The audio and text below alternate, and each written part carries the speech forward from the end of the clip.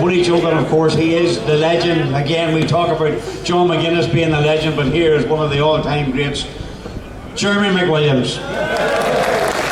Come on, folks. Hand together for Jeremy. What about that? Look at that there, mate.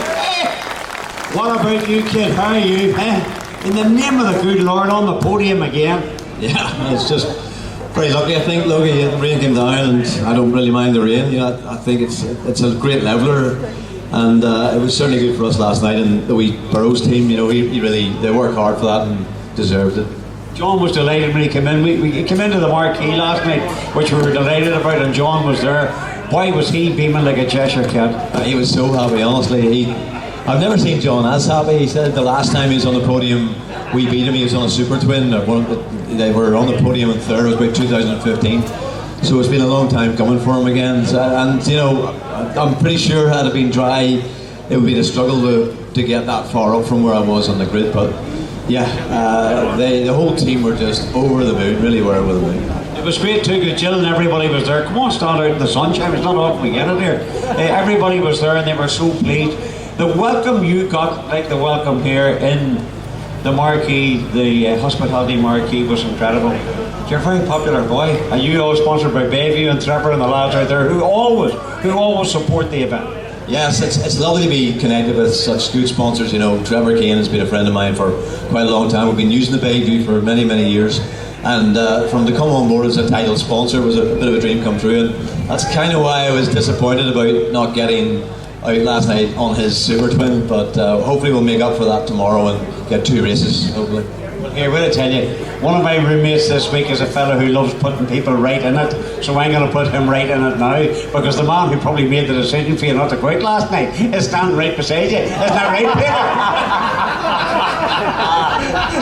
Hey, speak up for yourself now. I was just looking after the elderly, that was all. we were just discussing this inside actually with David Todd and Peter Hickman and, you know, Alistair Seeley about why it didn't go. You know, that was a 90 horsepower class, probably the safest class to be running in those conditions after they've been running 200 horsepower stock bikes. So yeah, I was a little bit confused. I do understand the time constraints and all the rest of it, but maybe we just need to shorten the time between races and maybe nick a lap off the stock boys. I think 6 laps in the rain for you guys, the hardened fans out there. Well done for you all to be standing there, because I couldn't have stood out for 6 laps. So maybe a 4 or 5 lap race in the stock, and we could have all got going. But listen, it is what it is. The conditions weren't ideal, but tomorrow we'll definitely be trying to make up for that. Well, Jeremy, you're a legend listening in the sport. Like, I know you well, go back too long. I was with you in many places all over the world when you were doing various other racing and other events and things like that. And then you came here, I remember a few years ago when you said this was one of your dreams, to come to the Northwest to compete. And then you're coming to the Northwest and you're hitting the podium. Like, it's like a whole new career for you, isn't it? It's been a good year actually, Logie. You know, I got an invite to go over and test with Indian motorcycles, which was a bit of a bolt out of the blue on these baggers, and I had really no idea what they were. And I went over, tested it, and said, right, you're going to ride Daytona. That was a good enough test, so you're going to ride Daytona. Went to Daytona, and luckily pulled one out of the bag. So it's just things have just tended this year. They've all fallen into place, and it's been good because it's been a couple of years without any racing whatsoever. Come back in 2022 and everything just seems to be working. So I think somebody's looking over me, and I'm just dead lucky to be, you know, still doing this at my age and enjoying it and still getting podiums. Steve, you know the thing gets me. You're standing here with a fella, you know what it's like. You have, you know, TT wins, Northwest wins, and a boy like this stands beside you and says, I went to Daytona and I just pulled one out of the bag. You just don't pull one out of the bag in Daytona. You have to have the ability, the skill and the talent, and he's got bags of it. I do know, we started seeing you first of all on the KMR, Ryan's KMR bikes, KMR Super Twins here at the Northwest. Now you've progressed to Super Sport and not doing a bad job last night. What are we going to see on a super bike? I'm trying to avoid that one, to be honest. I've watched these guys on the super bikes and I do take my hat off to them. Riding a super bike around here is a pretty daunting experience, I have to say. You know, 240, 250 horsepower. What they're doing with them right now is pretty incredible. Glenn seems to have it well sorted, bringing his BSB bike over. So I think well sorted super bikes lend themselves well to it. But to be honest with you, a stock bike would do me. I wouldn't want to ride any more than a stock bike. So if the opportunity came up, I wouldn't say no to it. But I'm enjoying that super sport class. That's a lot of fun. You do have to really try in it, but it's a fun class, and the horsepower kind of suits my age.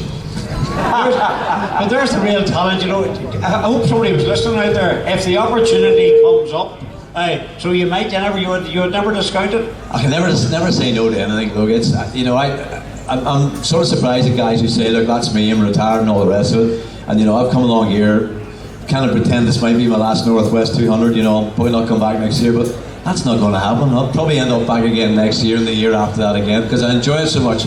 Getting amongst the atmosphere here, going out to dinner with my family and friends tonight is really part of what the whole Northwest Week is about. To share time and space with lots of like-minded people on the North Coast. Why would you not want to come back? You have travelled the world doing your sport. You come back here into our wee place, into Northern Ireland. You come up here to the Northwest 200, and I know we've said it before, but the fans out there, the people, they really make it, don't they? It is. That's what makes it special. The atmosphere here.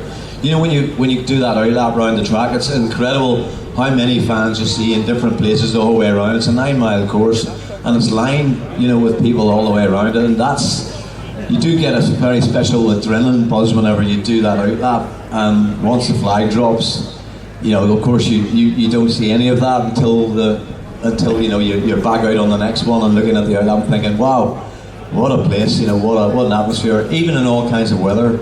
So we're hoping tomorrow will be a lot better, and we'll get even more of you out along the roads and cheering us on. Leave the last one to Steve.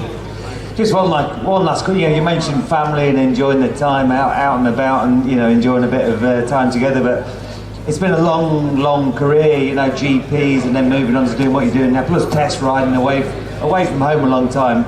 The Mrs. Jill, she's got to be well supported. How does she feel year in year out? And you think, oh, just one more year then.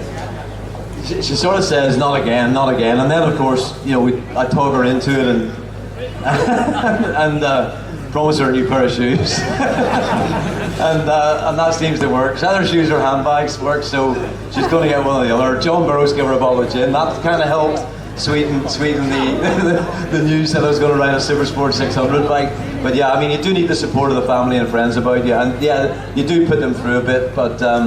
It's lovely when it works out like last night does. That makes all the worry just and of course that's more nerves. It makes all the nerves more worthwhile too. Ladies and gentlemen, we're going to move on to our final rider, but Whitman, come back over here before he leaves us, because the chances are, hopefully I'll be talking to him tomorrow on the podium in the hospitality marquee. Yet another one of the fabulous reasons why we all turn up here at the International Northwest 200. This man is a gentleman, a class act, as form as temporary, class as permanent.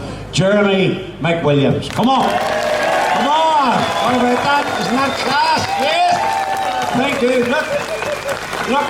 Hey, even the inspectors are applauding. Look at that. Look at him. Look, get a shot at. Hey, look at that. You can wave it up this. There you go. Thanks again to everybody, and the police, BSNI.